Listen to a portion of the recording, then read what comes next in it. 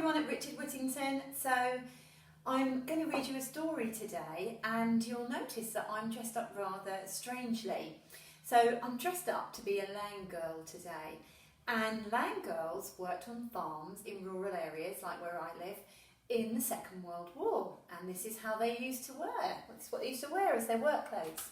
And they did this because when they got to 18, all the men would enlist into the war effort and would become soldiers or sailors or fighter pilots and would go off to fight in the Second World War.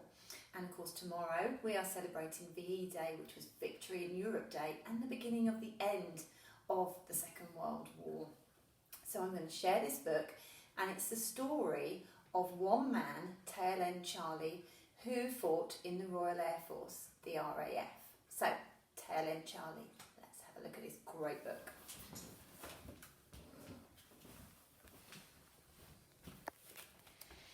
So there's Charlie on the front, all ready to go. And this is his story. It's written by his son, Mick Manning. He's written a lot of great books for children. War begins 1939. I'm just going to read the main bits. There's lots of other bits if you ever get hold of this book that you can have a look at. Poached, fried, boiled or scrambled. I always loved eggs. But when I was a teenager, World War II broke out and fresh eggs were suddenly hard to come by. Shops only sold dried powdered egg. Ugh. It was in the boy's own comic that I read about the RAF getting real fried eggs for breakfast. That made my mind up. As soon as I was old enough, I enlisted to train as an air gunner. I was going to be one of Churchill's Brill Cream boys. And Brill Cream boys wore a kind of very shiny wax in their hair. Made them look smart. After square bashing, we were sent to 28 OTU, an operational training unit, where we were assembled in a big aircraft hangar and told to pal up. I met 3 blokes looking for a tail gunner, Bill, Com and Paddy. When they heard my name was Charlie, they grinned because the nickname for a tail gunner really was Tail End Charlie.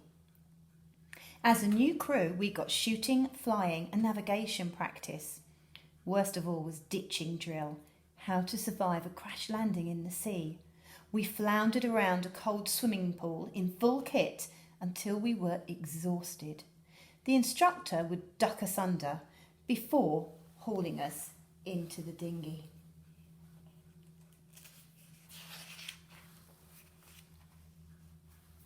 During night training with Wellington bombers, I made a beginner's mistake, and it's here. I was swivelling my tail turret round, keeping watch for enemy fighters, and I leaned back to get comfy. But I hadn't fastened the turret doors properly, and worst of all, I'd forgotten to strap myself in. What a scare. My mates teased me for weeks.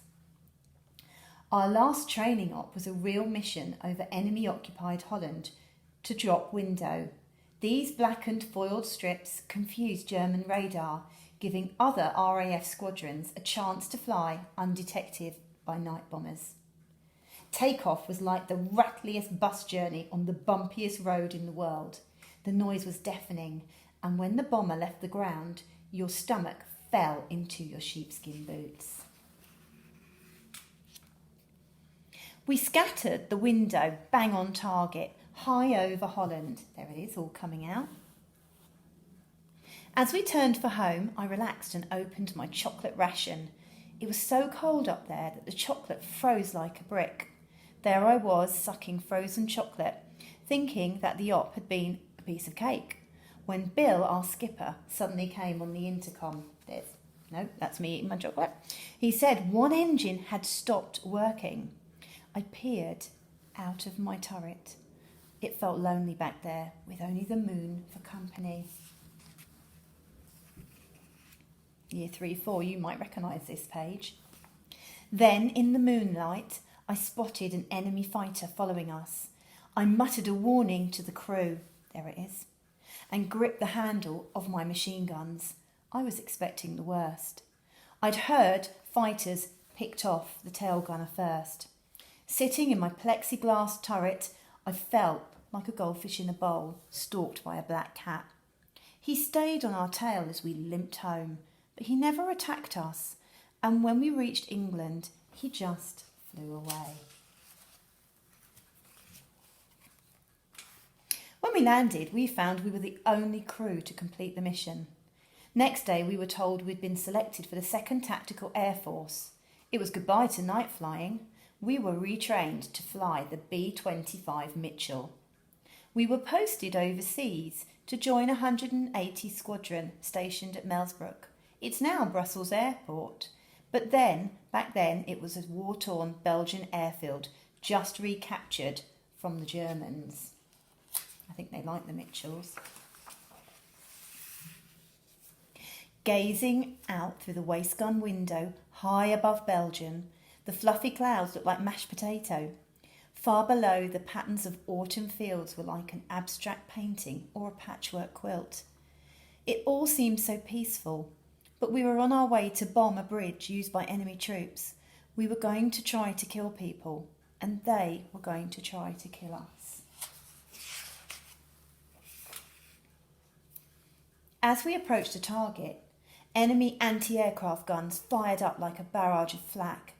It looked like cotton wool from a distance, black candy floss. Flying into it, we found a nightmare of explosions and filthy smoke that stank of rotten eggs. Our plane shook with every blast, and chunks of shrapnel whizzed through the sky. We watched in horror as other planes got hit and went down in flames. The ops went on, and so did the casualties. Mates we'd been joking with at breakfast, suddenly gone forever. How did we cope? We played cards and sports. We had nights out in town, holding parties in cafes. We sang silly songs and acted the goat, plonking out tunes on an old piano. We sang to remember and sang to forget. We sang for our lives. And that is part 1 of Tailgun Charlie.